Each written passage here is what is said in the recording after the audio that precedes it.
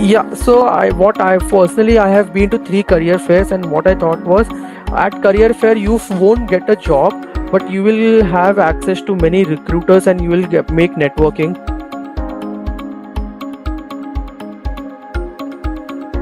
So many people I have seen that they contact directly through LinkedIn, networking and like cold calling, not cold calling actually, like sending out emails, because every company has their careers portal and they have their job listed.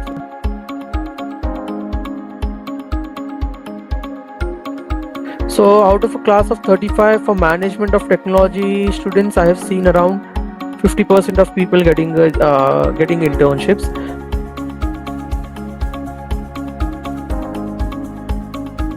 So for preparation of so for like every university, like be it from you are from any department, every companies look for like some kind of coding knowledge you should have, because everything is being automated. So first round, like in India we have an aptitude test for screening. Here they have like most of the roles are technical, and presuming that many people will apply for coding round, not the coding round but technical roles. So first round is a coding round, and based upon that, if you're able to clear that, you get the next round, and from that you have like a technical interview. There may be 2 or 3 rounds of technical interview. Then you have the HR interview, and like then you are selected.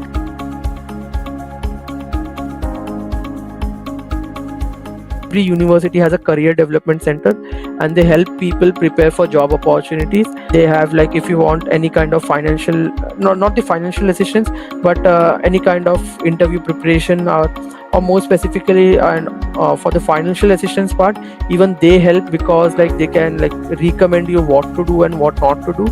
So like career development center is like helping students in every aspect of their life, like not specifically through academics only.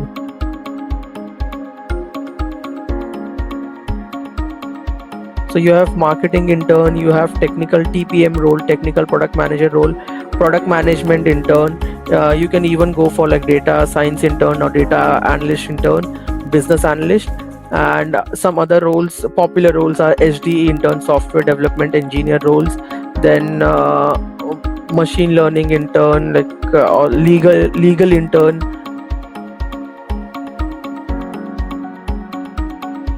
So every companies, they range from like $30 to $40. So in between you can expect that. So after you complete 1 year, you are allowed to work off campus, and also you can work only for 40 hours.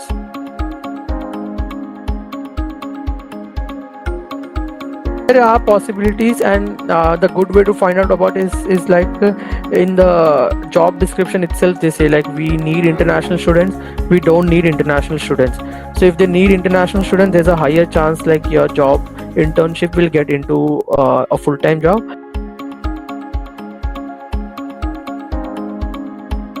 For some of the career fairs, we have like people from mixed background looking for full-time as well as for internships. But this year for the spring 2020, there were 2 career fairs, one specifically for interns, and the second one was specifically for full-time jobs.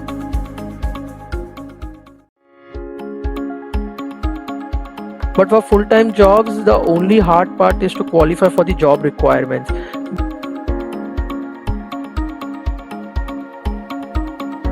As I mentioned, LeetCode is one of the major source, and it's very helpful.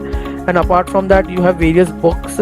So many people, what they do is like they contact industry people working in the industry, and on LinkedIn you can find that if there are any people working from your university, so you connect with them, and if they are in the same role as you are applying for, then you can ask for like, what should I read and like how should I prepare for that.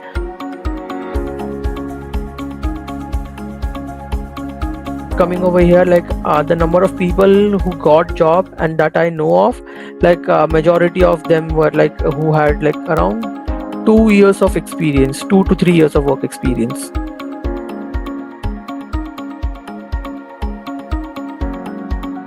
More technical your role is, and the more technical knowledge you have, the better are the chances of getting a higher salary. I can say the average will be around 120 to 130k. If you're landing in a good company, but for like startups or something, it can start from $80,000 or like $90,000 for a year.